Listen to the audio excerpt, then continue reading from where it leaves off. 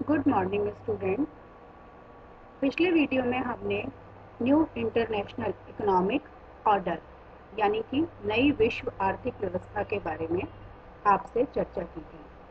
आपको समझ में आया होगा कि नई विश्व आर्थिक अर्थव्यवस्था ये एक उत्तर दक्षिण जो डायलॉग है, नॉर्थ साउथ डायलॉग से स्टार्ट हो जाती है। नॉर्थ साउथ डायलॉग को मैं बताऊं आपको कि नॉर्थ का अर्थ होता है डेवलप्ड कंट्रीज यानी कि विकसित देश, और साउथ का अर्थ होता है डेवलपिंग कंट्रीज यानी कि विकासशील देश। तो न्यू इंटरनेशनल इकोनॉमिक ऑर्डर में विकसित और विकासशील देशों के बीच जो गैप था वो बढ़ रहा था। अब क्या हुआ कि पहले तो उन्होंने नॉर्थ साउथ डायलॉग स्टार्ट किया, लेकिन उनको ये महसूस होने लगा कि इससे उन पर जो कर्ज का भार है वो लगातार बढ़ने लगा है, और उन्हें जो विदेशी सहायता प्राप्त हो रही है उसका वो ब्याज के भुगतान में ही उनकी सारी जो अर्थव्यवस्था है वो चरमरा गई है। इसलिए विकासशील देश ये अनुभव करने लगे कि उत्तर दक्षिण सहयोग की बात करना उनके हितों को कोई फायदा नहीं पहुंचा पा रही है। इसलिए उन्हें दक्षिण दक्षिण सहयोग की बात करनी चाहिए। इसलिए विकासशील देशों ने दक्षिण के गरीब व अल्पविकसित देशों में ही सहयोग के आधार तलाशने शुरू कर दिए, और इसी से दक्षिण दक्षिण संवाद या सहयोग का नारा बुलंद होने लगा। अब इसका हम अर्थ की चर्चा करें कि दक्षिण दक्षिण जो शब्द है वो किसके लिए यूज किया गया है। वो विकासशील देशों के लिए इस्तेमाल किया गया है। 1945 के बाद जब पूरे विश्व राजनीतिक शब्दावली दो भागों में बट गई थी, एक उत्तर यानी कि विकसित देश और दूसरा दक्षिण यानी कि विकासशील देश। उत्तर में तो सभी साम्राज्यवादी या विकसित देश, धनी देश आते थे, और दक्षिण में जो है वो विकासशील देश आते थे। तो इस संबंध में क्या हुआ, नियो की स्थापना हुई कि, लेकिन क्या हुआ कि नियो के द्वारा भी सकारात्मक परिणाम नहीं निकले, जिसके कारण ये आवश्यकता अनुभव की गई कि विकासशील देश अपना खुद का एक मंच तैयार करें, जिससे कि उनकी विकसित देशों पर जो आत्मनिर्भरता है, जो निर्भरता है वो कम हो जाए, और इसके द्वारा ही एक विकासशील देशों में एक नए युग का सूत्रपात हुआ। तकनीकी आदान प्रदान की प्रक्रिया तेज हुई, और दूसरी बात, जो बहुत अधिक पिछड़े हुए राष्ट्र थे वो भी इसमें शामिल होकर अधिक विकासशील देशों की श्रेणी में लाभ उठाने लगे शामिल होकर के।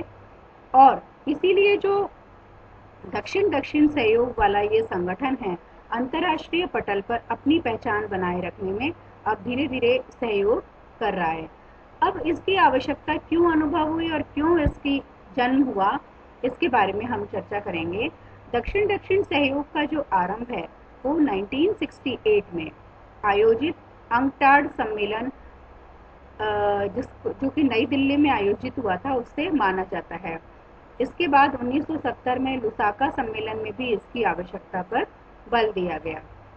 1974 में यूएनओ की महासभा द्वारा बुलाए गए विशेष सत्र में नई अंतर्राष्ट्रीय अर्थव्यवस्था के जो सम्मेलन बुलाया गया उसमें इसका विशेष रूप से जिक्र किया गया।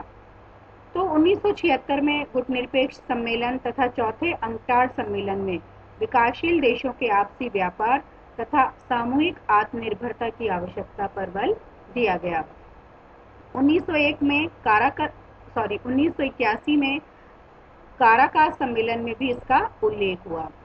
इसी वर्ष 1981 में ही दिल्ली में 44 देशों के सम्मेलन में भी दक्षिण दक्षिण संवाद और सहयोग की बात कही गई। इसमें सऊदी अरब, कुवैत, संयुक्त अरब अमीरात जैसे धनी देश बुलाए गए थे ताकि वे अपने गरीब भाइयों के लिए कुछ सहायता दें, लेकिन इनकी भूमिका अधिक सहयोग की नहीं रही। उसके बाद अक्टूबर 1982 में न्यूयॉर्क में G77 विकासशील देशों का समूह के देशों ने आपसी व्यापार में वृद्धि करने की आवश्यकता पर जोर दिया। 1986 में गुटनिरपेक्ष देशों के हरारे सम्मेलन में उत्तर दक्षिण संवाद की बजाय दक्षिण दक्षिण संवाद पर अधिक ध्यान दिया गया। इसमें रॉबर्ट मुगाबे ने स्पष्ट कहा कि दक्षिण दक्षिण सहयोग और सामूहिक आत्मनिर्भरता के बिना अंतर्राष्ट्रीय संबंधों में सुधार नहीं हो सकता है। इसके बाद उत्तरी कोरिया की राजधानी प्योंगयांग में हुई विकासशील देशों के वित्त मंत्रियों की बैठक में भी दक्षिण आयोग का गठन करके विकासशील देशों के आपसी सहयोग को नई दिशा देने का प्रयास किया गया।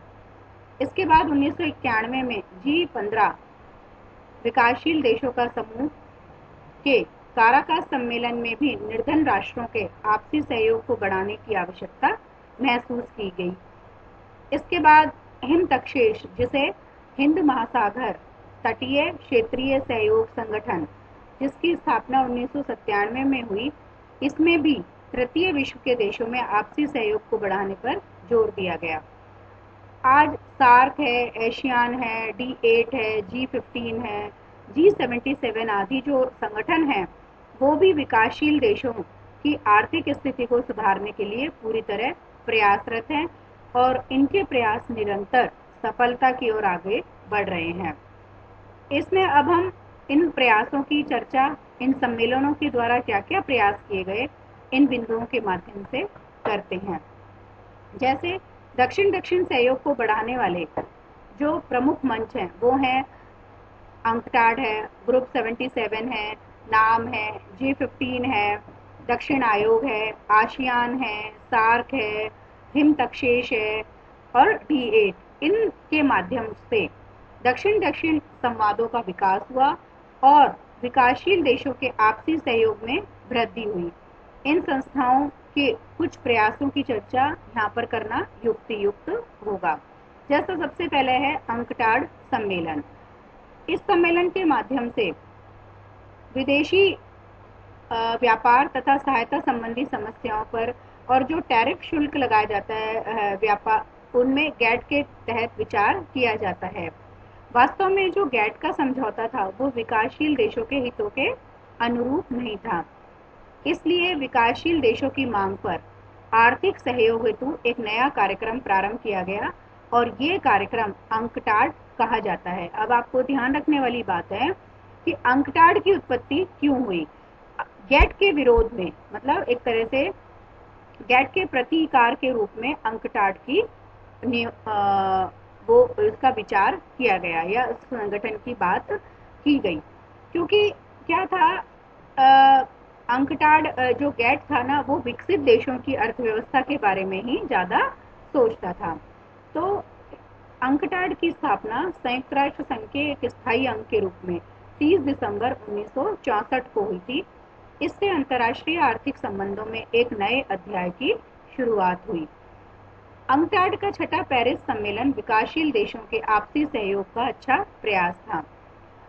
इस तरह अंकटाड ने जो है उरुग्वे वार्ता में गैट पर असंतोष व्यक्त किया और इसमें ये बताया गया उरुग्वे वार्ता में कि विकासशील देशों की जो बढ़ती हुई संख्या है वो विकसित देश उनका विकास करने में बहुत अधिक सहायक हो रहा है और इसका 9वां सम्मेलन मई 1996 में अमेरिका के मिडलैंड शहर में संपन्न हुआ, जिसमें 134 देशों के 2000 के लगभग अधिकारियों ने हिस्सा लिया। विकासशील देश अधिक विकास को जो प्राप्त हो चुके हैं उसमें कम विकसित देशों की सहायता करनी चाहिए। इसके 10वें सम्मेलन में विश्व व्यापार के मुद्दे पर आपसी बातचीत में गतिरोध उत्पन्न हो गया और बहुपक्षीय व्यापार प्रणाली का लाभ अल्पविकसित देशों को उसके साथ जोड़कर पहुंचाने की बात की गई, लेकिन विकसित देशों के अड़ियल रवैये के कारण इससे अधिक सफलता नहीं मिली।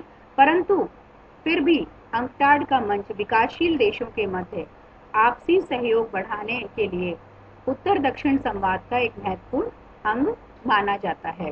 तो अगर आपको शॉर्ट नोट भी लिखना है अंकटाड सम्मेलन पर तो भी आप लिख सकते हैं, और अदरवाइज जो उत्तर दक्षिण सहयोग के जो प्रयास करने के जो कंटेंट्स हैं उसमें तो इसका जिक्र आवश्यक ही है।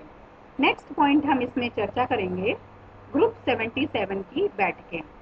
ग्रुप 77 क्या है कि जो सभी जो नए देश जो स्वतंत्र हुए थे, राष्ट्र जो संयुक्त राष्ट्र के सदस्य बने थे, उनमें से 2/3 सदस्य अफ्रीका के थे।